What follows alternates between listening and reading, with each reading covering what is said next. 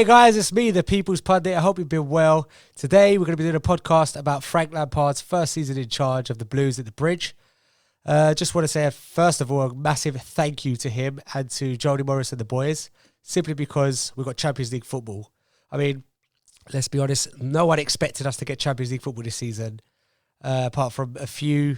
I did hope we'd get Champions League football, but the reality was I looked at this season as a free hit, as did, I'm guessing, most Chelsea fans.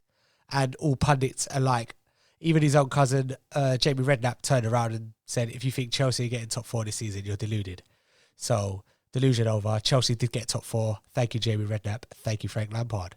Right, so let's break it down slowly. We'll start off with the teams around us. You had Liverpool, who won the league. City come second. United came third. Chelsea fourth. And the rest are irrelevant, really. Liverpool won the league this year, fair play to them. But for me, I'm going to straight away say Lampard had a better season as a manager. Simply because Klopp, he got 2 points more this season than last season. He lost more games this season. He was out of all the competitions quite early on, so he just had to focus on the league this year. Whereas last year, he had Champions League finals and he was in other competitions as well. With Klopp and Liverpool, I believe this season was one of those things where everything that could go their way went their way. So it was just one of those things that, congratulations, they won it. Well done to them. But with Lampard, what he had in front of him, the stumbling blocks, the hurdles that he had to overcome, it was amazing that we got in the top four. Simply because you had teams like Tottenham, Arsenal, Wolves, Sheffield United around us. All right, the latter two, let's not really add them in. They done exceptionally well.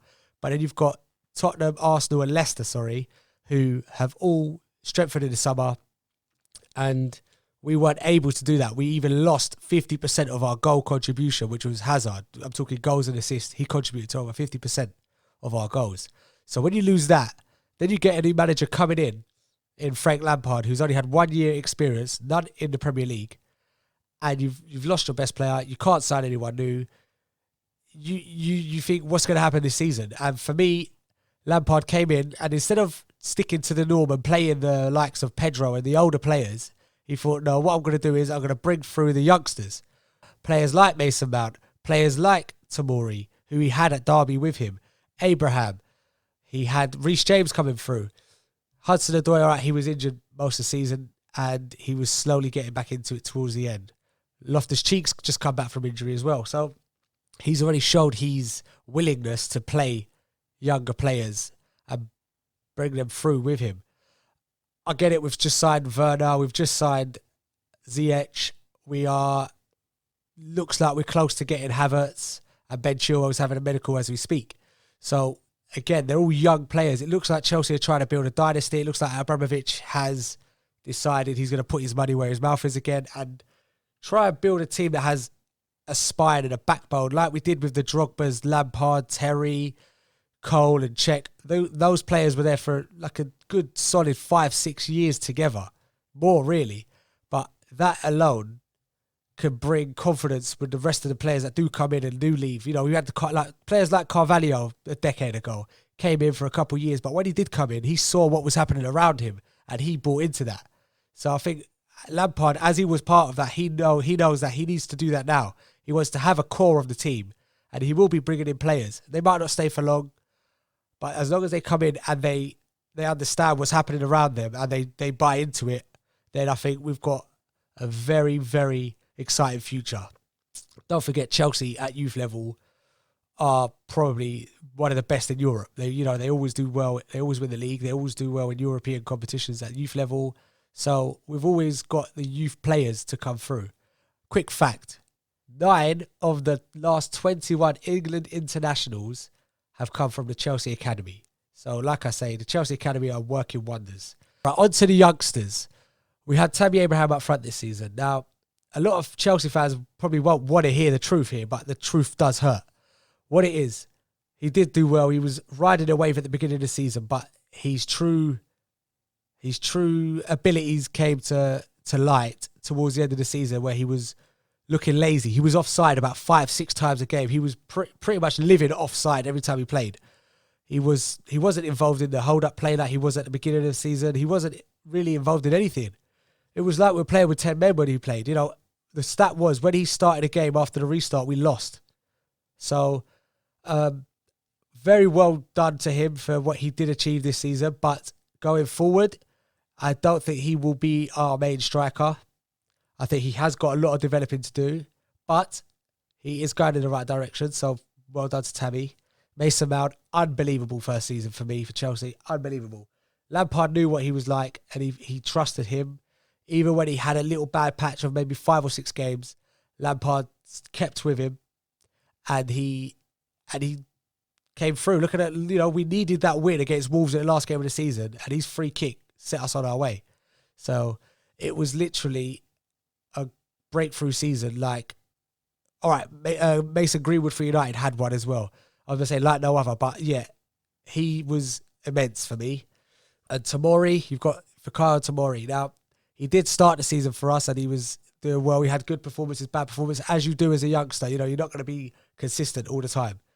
Lampard did seem to lose a bit of faith in him towards the end of the season, but all in all, you have to look at it as this. He had his England debut, much like Mason Mount and Tammy Abraham. They all got something out of Frank Lampard this season, which is a bonus, because this season it was like a free hit. Anything could happen. So not only did we manage to get top 4 in Champions League football, which Lampard himself has admitted as Chelsea is not good enough, but for this season it had to be. So next season, obviously, we do want to be competing for the title, and I do believe with the right signings, we will be competing for the title. We only need a goalkeeper, left back, and a centre back. We get those 3 now, where it does look like we're going to get a left back in Ben Chilwell. The club have apparently agreed 50 million. Leicester wanted 80, but we're not Man United. We're not going to give you 80 just because you asked for it. We wanted to pay 50. We're paying 50. So well done, Marina, and the board for that. We do need a goalkeeper. The rumours are they're looking... Well, we've got a couple players that we're looking at the moment. I know Atletico have just signed a goalkeeper, so we've got to keep an eye on Black. But the reality is £108 million release clause is a little bit steep. But then we did pay 80 odd for Kepa, so you never know. So yeah, like I say, if we do manage to get all of those positions sorted, we really genuinely can definitely challenge for the title. And I do not think Liverpool will be challenging next year. I really don't. City will obviously be there, and I'm worried about Man United. Arsenal could have a good season based on what I'm hearing with their signings. Apparently they're going to be getting Gabriel as well, who's a very good defender. Thomas Partey, although he didn't really have a great season at Madrid, at Atletico Madrid, he could be a good signing. So we will see. Obviously, the downfall for the season was losing the FA Cup final, but I'm sure everyone out there knows whose fault that was. Anthony Taylor was the referee that day, who we all know hates Chelsea. He's made so many horrendous decisions against us. Sending off Kovacic in that final was one of the worst things I've seen in refereeing history, along with the Barcelona game many years ago when Drogba swore in the camera. All right, let's not say that's the only reason, but that was a massive reason. Then obviously you're losing your captain 10, 15 minutes into the game. You're losing the best player on the pitch in Pulisic 5 seconds into the second half, basically. So we've had to play a whole second half without our captain and our best player, let alone Kante, the best holding midfielder in the world, was not playing. You had Willian injured still. Good luck to him at Arsenal, by the way. The retirement home always welcomes our ex-players. I hope you say hi to David Luiz there as well. But yeah, as I was saying, we lost that game. All right, I won't say we lost the game fair and square, because we didn't. Everyone who knows anything about football knows it wasn't fair and square, but it was one of those things where it happens. You have to accept it. All in all, though, I guarantee you, deep down, Arsenal fans, they know that we had the better season based on what we were meant to achieve and what they were meant to achieve. They're always being told by Arsenal fans we had such an amazing summer because they paid 495 million for Pepe. Right, 76 million, but still, he might as well have paid that much because he's not done anything whatsoever. Aaron Lennon 2.0. But, for me, we have teams like Arsenal around us who they keep trying to put us in their levels. We are nowhere near their level. Tottenham, Arsenal, same level. We're with the bigger boys, with the Uniteds, the Cities, and Liverpool. And I personally think that will be the top 4 again this season. I'm going to say straight off the bat, Liverpool will not finish in the top 3 this season. That's my prediction. Spoiler alert. But yeah, so all in all, Frank Lampard, thank you very much for this season. Jody Morris, thank you very much this season. All the players, thank you very much this season. And I look forward to more podcasts and more victories next season. Thanks, guys. And that just about brings us to the end of another episode of the People's Pundit podcast. If you've enjoyed yourself as much as I have, don't panic. Subscribe and you'll never have to miss another episode again. Like and share, or if you're feeling extra generous, leave me a 5-star review. And if you have something to say, don't be shy, just get in contact via Instagram or Facebook at The People's Pundit. And I look forward to putting you in your place. See you on the next one, guys. Come on the Chelsea.